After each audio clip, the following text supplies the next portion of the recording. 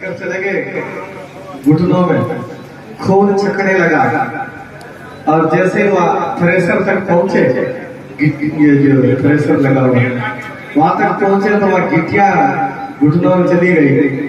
और आप जैसे ही भिलाई के बाहर पहुंचे, बालाजी के वहां खड़े वाले बालाजी के, तो खून निकलने लगा घुटनों में। तो उन्होंने कहा अब तो दयाल महाराज अभी तो 2 किलोमीटर सारा हुआ और वो 175 किलोमीटर की यात्रा कैसे हो गई। सुबह उठे ना तो मेरा शरीर जाम हो गया, ऐसे ऐसे गांठें सी बंध गई थी।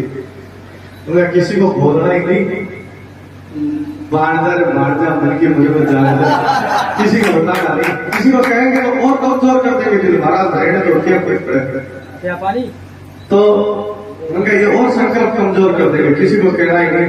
और अपना चल दो तो 2 बजे नींद किसको आवे, पूरे शरीर में दर्द हो रहा था।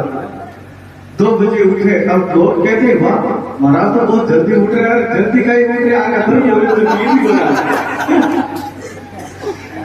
2 बजे उठ करके 3 बजे स्नान किया, 3 बजे दंडोत चालू कर दी। और जैसे ही भिलाई में प्रवेश करने लगे और इतनी बरसात हुई कि हम तो जो है हमारे गड्ढे बह गए। हम भी बेहतर रपट के एक छलांग लगाओ 10 फुट घूम दो। मेरे का बात यार अच्छी भी करी थे। और मेरे साथ में दंडोती ले रहे थे, बड़े सबने हिम्मत कर रखी थी। सब दंडोत देते हम हमारे स्कूल तक पहुंच गए। हमारे भिलाई के सरपंच साहब ने वहां सबके भोजन की व्यवस्था करी। एक बार सरपंच साहब के लिए भिलाई के और फिर भिलाई की माताओं ने भजन गाना शुरू किया। बरसात बरस रही, वो कुछ नरेगा का काम कर रही थी, तो कुछ 50, 60, 100 माताएं आ गई। और इधर बरसात बरस रही और इधर भजन गाने लगी। चालिया हंसा झरड़िया वाला बाबा के चालिया हंसा झरड़िया वाला बाबा के, काई के सेनानी झरड़िया वाला बाबा के, आगे तो बगीचों पास गौशाला झरड़िया वाला बाबा के, ऐसा गीत गाने लगी। उनका साथ बहुत सारे लोग अकेला ही सुन लिया। और ऐसे जिलाई पार हुई, स्कूल तक पहुंच गए। स्कूल में खूब प्रसादी हुई, पर वहां जाते जाते तो बिल्कुल एकदम डायल से हो गए कि दयाल अब तो लोग ही उठावे, लोग ही बैठावे। फिर दूसरे तीसरे दिन फिर निवाई पहुंचे। निवाई में एक माता राम करीब 60 साल की माता राम मिली मुझे। कहने लगी हे महाराज कहीं घबराओ थे, मैं फिर चौथ का परवार दंडोत ले रहे थे। जय हो मेरी चौथ माता। कहते हैं एक बार है ना, जिस दिन दिवाई में पार कर लो और फिर रोड लाग जाओगा ना, तो सब बटा डोर की नहीं दौड़ लाग ऐसे। तो बाद चौथ माता का भी आशीर्वाद मिल गया। और जैसे दिवाई के तो युवा साथ लग गए, भगवानपुरा से, भेरूपुरा से, किवाड़ा से, और सबका एक दूसरे का साथ मिलता चला गया। सोचा था मैं तो चलूंगा तो अकेला ही, पर आगे से आगे आप सब लोगों ने साथ दिया। और निवाई की जमात सबके सब साथ देते आगे। और मेरे खिड़की वाले कान जी, इनकी पूरी टीम 400 तक पूजा करके आई। सुबह 3 बजे 4 बजे गाड़ियां दौड़ना, भागना, भोजन की व्यवस्थाएं देखना। आगे से आगे हरिराम जी भी लगे हुए थे। कई पत्रकार आके पूछे महाराज आप ये यात्रा क्यों कर रहे हो? तो मैंने कहा अभी मेरा देश जो है कोरोना के काल के चक्कर में फंसा हुआ है, और साधु का धर्म होता है राष्ट्र और गौ माता। तो पहला तो है मेरी गौ माता, कि गौ माता राष्ट्र माता हो, मेरी गौ माता राष्ट्र प्राणी हो।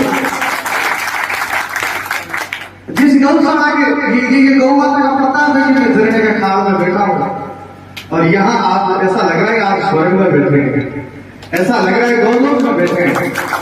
तो ये गौ माता का प्रताप।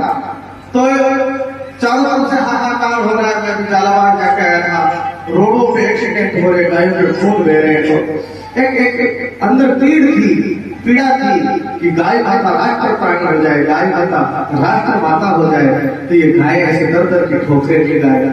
तो किसको कहे, कौन सुने? तो मैंने कहा दादू दयाल जी सुनेंगे अपनी। और जैसे ही मेरी यात्रा दादू धाम बेरड़ा पहुंची और उसके 7 दिन बाद, 1 हफ्ते के अंदर हाई कोर्ट इलाहाबाद से जज ने आह्वान किया कि गाय माता राष्ट्र माता होनी चाहिए और गाय माता सबकी पूजनीय है, इसमें कोई दो राय नहीं। ये सिर्फ जयकारा लगाने की बात नहीं है, ये गाय माता हम सबका आधार है, इसलिए गाय माता राष्ट्र प्राणी, गाय माता राष्ट्र माता होगी। ये हाई कोर्ट ने ऐलान कर दिया तो मैंने समझ लिया कि मेरे दादू दयाल ने मेरी आवाज सुन ली। और आगे भी मेरे एक संकल्प मेरे भीतर उठा था कि अगर ये गाय माता राष्ट्र माता नहीं बने, अगर राष्ट्र प्राणी नहीं बने, तब भैराना गांव से संसद तक यात्रा करेंगे, दंडोत यात्रा। और ये उन सरकारों को भी सचेत करेंगे, सावधान करेंगे कि अब देर नहीं, अब अंधेर नहीं होने देंगे। अच्छा, आप देखिए क्या हालात हो रहे हैं देशों में। अफगानिस्तान में देखिए, वहां तालिबान आके पे डट गया, अमेरिका भाग गया, बाहर की संस्कृतियां हावी हो रही है देश के ऊपर, चारों तरफ से देश के ऊपर शत्रु भंडारे हैं और हम हाथ में हाथ रख के रहेंगे। इसलिए साधुओं का धर्म है कि गाय के लिए और राष्ट्र के लिए चाहे बलिदान होना पड़े, पर गाय को राष्ट्रवाद घोषित करेंगे और गाय को सर्वोच्च पद पर स्थापित करेंगे। जो गाय माता को हमारे श्री कृष्ण, हमारे ठाकुर जी उसके पीछे पीछे चलते थे, हम भी उस गाय के पीछे पीछे चलेंगे।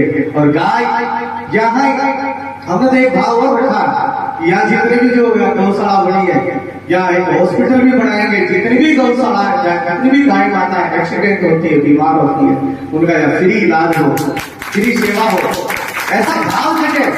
नहीं तो आज मेरे पास जिले के कई लोग आए थे, कहने लगे महाराज इतनी बरसात बरसी है कि तालाब टूटने वाले हैं, बांध टूटने वाले हैं, कई टूट भी गए। निवाई पार करते करते तो मेरे पास कई जिलाई के लोग आ गए, बोले महाराज के बतावा बटे तो सोवा पहाड़ का ऊपर दूसरा डाल मिल लिया, कड़क टूट जाओ। और ऐसी कृपा हुई कि सब जिलाई हमारा पूरा क्षेत्र पानी से लबालब भर गया। नहीं तो जोधपुर जिला को तो पानी की बूंद ही को नहीं पड़ी। ऐसे कई तरीके का बरसात बरसी नहीं। तो ये सब जितने भी जो बरसात हो है, ये वसुंधरा महाराज ने दंडोत कई बार तो बरखा बरसी, ये थे सोच लिया ना अगले साल जिले आडो करने लगे तो महाराज ने पानी भरना। तो ये सब नहीं है, ये जो बरसात गाय माता की बरसात से हुई है, ठीक है।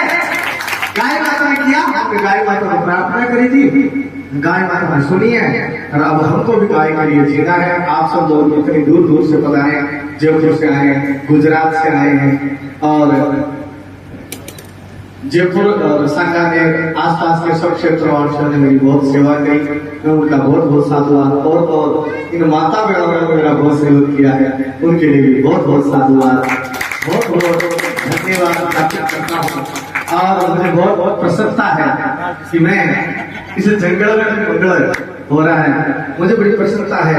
हमारे बालकृष्ण जी गाय के लिए समर्पित है, तन मन धन से ऐसी 5 गौशाला स्वयं चला रहे हैं, लगभग 2000 गायें आप पाल रहे हैं। और ये कहते हैं कि 2000 गायें तो मैं नहीं पाल रहा हूँ, 2000 गायें मुझे पाल रही है।